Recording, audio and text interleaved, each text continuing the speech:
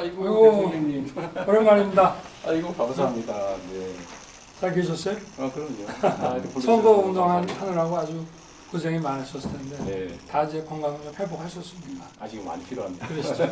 고맙습니다. 응해 주셔서 감사하고 후보 때 저희가 행사나 네. TV 토론 때 뵙고 또 당선 축하 인사도 전화해 주시고 국회에 가서만 네. 한 두 차례 뵙고 오늘 이렇게 또 용산에 이렇게 오셔서 오늘 여러 가지 얘기 나누게 돼서 반갑고 기쁩니다. 네. 네. 편하게 좀 여러 가지 하시고 싶은 말씀도 좀 네. 하시고 이렇게 하시죠. 네. 그래도 우리 국민들께서 말씀하신 것처럼 정치가 다시 복원되고 네. 또 정치가 국민을 걱정하게 돼야 되지 어떻게 국민들이 정치를 걱정하냐 이런 생각도 많이 하시는 것 같습니다. 그래서 오늘 아마 이 자리에 대해서도 많은 국민들께서 큰 기대를 가지고 아마 지켜보고 계실 것 같아서요. 정말 국정에 바쁘실 텐데 이렇게 귀한 자리 만들어 주셔서 진심으로 감사드립니다.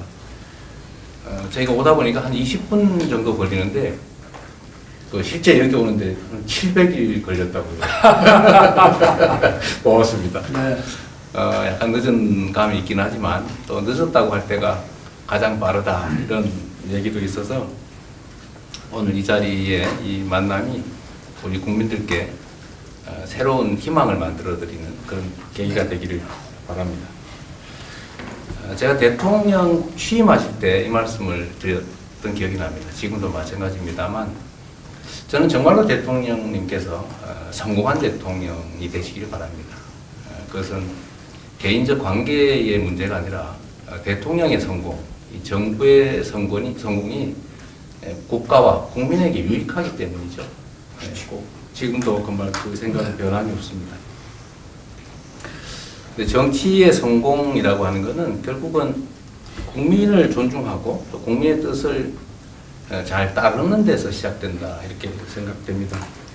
그래서 오늘 제가 제1야당의 대표로서 이 나라의 국정을 총책임지시는 최고 국정 책임자이신 대통령님께 이번 총선에서 나타났다고 판단되는 우리 국민들의 뜻을 좀 전달을 드리고 싶습니다.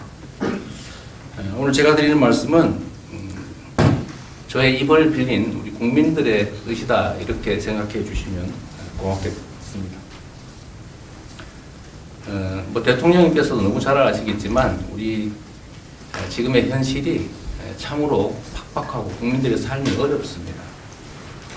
국가적으로도 보면 정치, 경제, 사회, 또 외교, 안보 모든 영역에서 많은 위기들이 노출되고 있다는 생각이 듭니다. 고물가, 또 고금리, 고환율 이런 삼중고를 포함해서 우리 국민들의 민생과 경제가 참으로 어렵다는 것은 대통령님께서도 아마 결감하실 걸로 생각합니다. 그리고 최근에 이제 많은 우려를 합니다만 이 정부의 비판적인 방송에 대해서 중징계가 계속 이어지고 있고 또 보도를 이유로 기자, 언론사에 대한 압수수색이 매우 일상적으로 일어나고 있다. 그래서 우리 국민들께서도 혹시 말 한마디 잘못했다 이거 잡혀가는 거 아닐까? 이런 걱정들을 하는 그런 세상이 됐습니다. 모범적인 민주국가로 평가받던 우리 대한민국에 대해서 스웨덴 연구기관이 독재화가 진행 중이다. 이런 연구 결과를 발표하기도 합니다. 남북 관계에 대해서도 보면 이제 소위 말폭탄이 혹시 진짜 폭탄되는 거 아닐까? 이런 걱정들도 상당히 많이 하고 있는 상태입니다. 대통령님께서도 이번 총선 이후에 우리 국민 여러분께 사과 말씀을 하셨다고 제가 보도를 봤습니다. 혹여 제가 오늘 드리는 말씀이 거북하실 수 있을 텐데 그것이 이제 야당과 국민들이 가지는 이 정부 이년에 대한 평가의 일면이다 이렇게 생각해 주시면 고맙겠습니다. 저희는 이번 총선에 나타난 국민의 뜻이 잘못된 국정을 바로잡으라라는 준엄한 명령이다 이렇게 생각합니다. 우리 국민들께서는 이번 선거를 통해서 민생과 경제를 살리고 또 민주주의를 바로 세우고 평화와 안전을 지키라고 명하셨다라고 생각합니다. 민생의 어려움, 또 국가적 위기를 해결하는 유능한 국정, 모두가 법 앞에 평등한 공정하고 상식적인 국정, 편가르기나 탄압이 아닌 소통과 통합의 국정을 대통령과 여당에 주문하셨다라고 생각합니다. 2년 만에 처음 성사된 오늘 회담이 이러한 국민의 뜻을 받드는 소중한 자리가 되기를 바랍니다. 국정의 방향타를 돌릴 마지막 기회다라는 그런 마음으로 우리 국민들의 말씀에 귀 기울여 주시기를 부탁드립니다. 우리 국민들께서는 정치의 복원, 또 민생과 국민을 중심으로 한 국정을 요구하셨습니다. 이제 국정 동력을 민생 위기 극복에 집중할 때라고 생각합니다. 대통령님께서도 20여 차례 민생 토론회를 통해서 파악하셨을 것으로 생각하지만 참으로 민생 경제가 어렵습니다. 가뭄이 들면은 얕은 웅덩이부터 이렇게 말라가는 것처럼 모두가 어려운 상황이긴 하지만 이 중에서도 서민들, 또 소상공인, 자영업자, 골목이나 또 지방이 더 어렵습니다. 민간 경제가 어려울 때 이제 정부가 나서는 것이 원칙입니다. 우리 민주당이 제안한 긴급 민생 회복 조치를 적극적으로 검토해 주시기를 부탁드립니다. 특히 지역 화폐로 지급을 하면 소득 지원 효과에 더해서 골목 상권의 소상공인이나 자영업자, 또 지방에 대한 지원 효과가 매우 큰 민생 회복 지원금은 꼭 수용해 주시기를 부탁드립니다.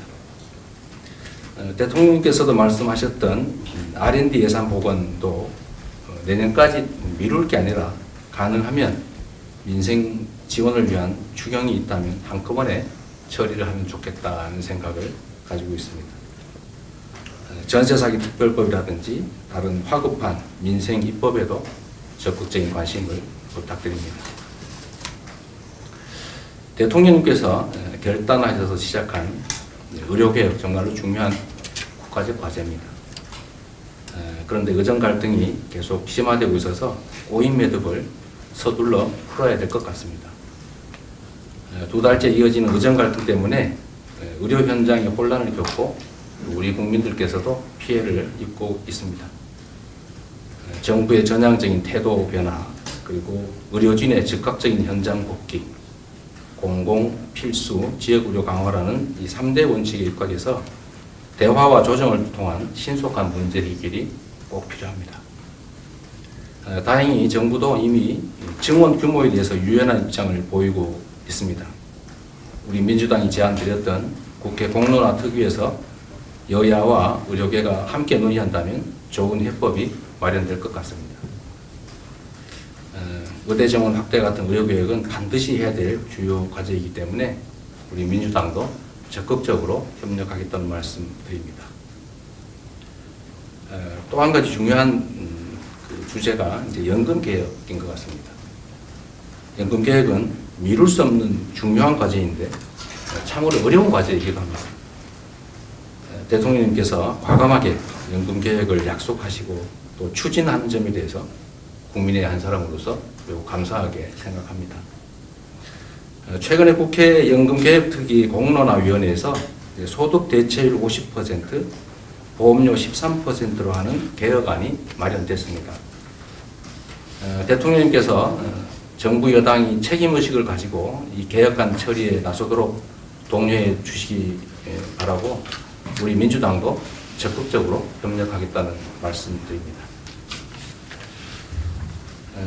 우리 대한민국은 대통령님께서도 법률가이시고 하니까 너무 당연하게 알고 계시겠지만 상권 분립 국가입니다.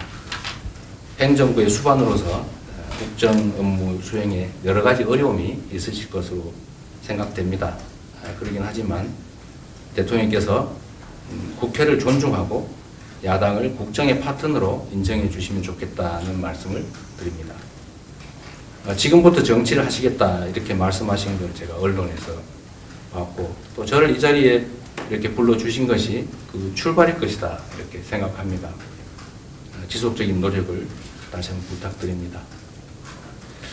사실 지난 2년은 정치는 실종되고 지배와 통치만 있었다라는 그런 평가가 많습니다.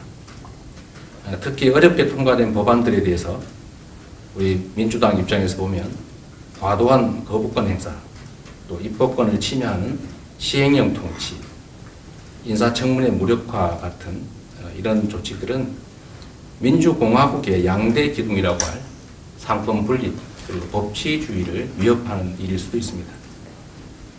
입법부와 행정부는 견제와 균형 속에 국정을 함께 이끄는 수레의 두 바퀴와 같습니다. 행정 권력으로 국회와 야당을 혹여라도 굴복시키려고 하시면 성공적인 국정은 쉽지가 않을 것입니다. 국정기조 전환을 요구하는 총선의 민의를 존중해 주시면 좋겠습니다. 이태원 참사 특별법이나 특검법 등에 대한 거부권 행사에 대해서 유감 표명과 함께 향후 국회의 결정을 존중하겠다라는 약속을 해주시면 참으로 좋겠다는 생각이고 또 정중하게 요청드리는 바입니다. 국민의 생명과 안전을 지키는 것이 국가의 제1 책무입니다. 국가가 곧 국민입니다. 159명의 국민이 영문도 모른 채 죽어갔던 이태원 참사나 또 최혜병 순직 사건의 진상을 밝혀 그 책임을 묻고 또 재발 방지 대책을 강구하는 것은 국가의 가장 큰 책임이라고 생각합니다. 최혜병 특검법이나 또 이태원 참사 특별법을 적극적으로 수용해 주실 것을 요청드립니다. 그리고 이번 기회에 국정 운영에 큰 부담이 되고 있는 가족 등 주변 인사들의 여러 의혹들도 정리하고 넘어가시면 좋겠다는 생각입니다. 미래의 의제들이 또 중요한 것들이 몇 가지 있습니다. 우리는 현재 인구 위기나 기후 위기, 국제 질서 재편이라고 하는 중요한 과제에 직면하고 있습니다. 이 중 하나라도 대처에 실패하면 우리의 미래는 없습니다. 저출생의 핵심 원인은 미래에 대한 불안이고 따라서 그 대책은 불안의 해소라고 하겠습니다. 그런데 파편적이고 부분적인 저출생 대책으로는 그 효과를 기대하기 어렵습니다. 국가 역량을 총동원해서 결혼, 출산, 양육, 교육, 취업을 아우르는 포괄적인 종합대책을 수립하고 적극적으로 추진할 필요가 있다고 생각됩니다. 기후위기 그리고 에너지 전환 시대를 맞이해서 재생에너지 정책의 일대 변화가 필요합니다. 재생에너지 부족 때문에 수출 기업들의 생산기지 해외 이전, 또 산업 경쟁력 추락이 매우 걱정됩니다. 재생에너지로 생산된 제품만 구매하겠다는 이런 세계적 추세에 맞추어서 전력수급 기본계획을 재생에너지 중심으로 재편해야 합니다.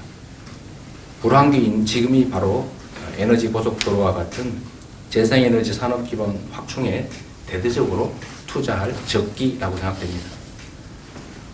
한반도를 둘러싼 국제 정세 또한 기민하게 대응해야 합니다. 강력한 안보 체제 구축을 위한 노력 열심히 하고 계신 것 압니다.